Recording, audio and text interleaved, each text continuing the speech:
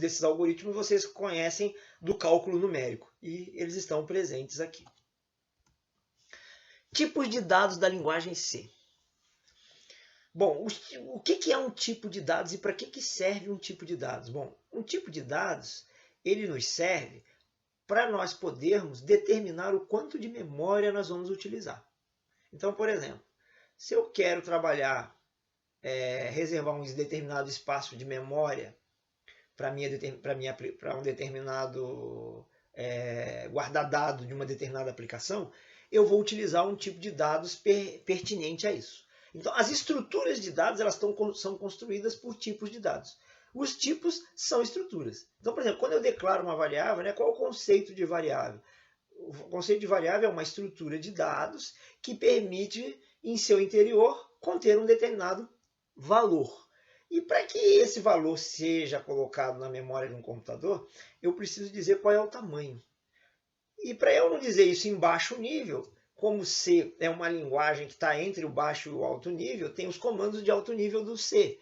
Eu digo isso em alto nível. Quando você fala int para uma variável, char, você está colocando uma determinada estrutura de dados, ou seja, você está criando um tipo de dados para que haja uma estrutura de dados na memória que vai ter um determinado tamanho, um espaço, para que você coloque aquela determinada informação. Bom, para ficar bem mais claro, o que é um tipo, qual a função então de um tipo de dado?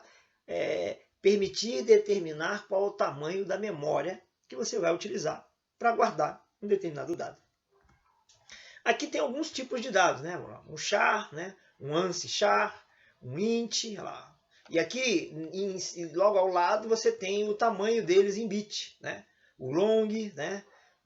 O ans long, tudo que tiver unsnide na frente significa que é sem sinal, ou seja, você usa só os números naturais, né?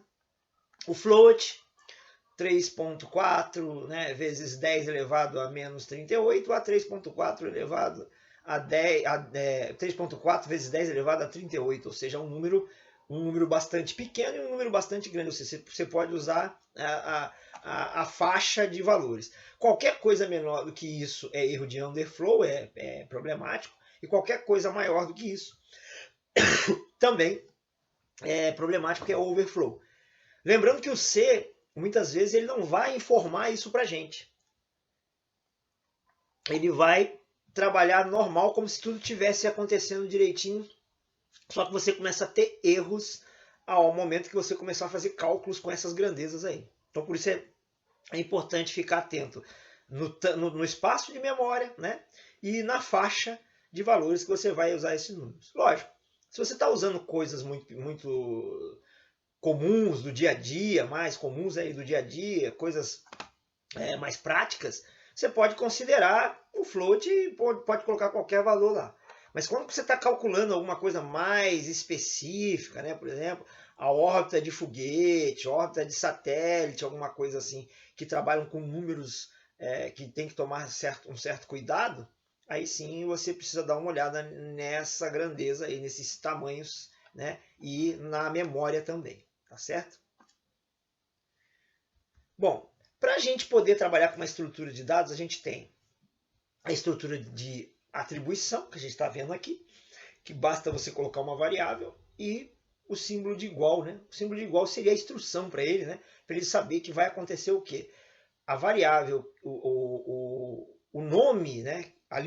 O nome literal que você coloca à esquerda do igual é o endereçamento de memória que vai ser criado.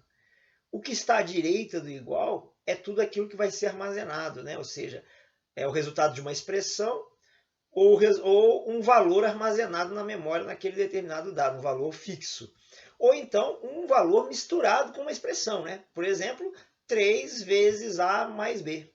Então você consegue, o 3 seria o valor e A mais B seria a expressão que você está colocando para ser armazenado esse resultado após o cálculo na minha variável. Aqui ele colocou a atribuição, os valores aqui, num exemplo de atribuição, né? Você tem uma estrutura de um programa inteiro. Lembrando que nada pode ficar fora da instrução main, então eu estou criando uma variável do tipo inteira A, estou armazenando 222 nela, estou colocando uma variável de tipo de ponto flutuante, né?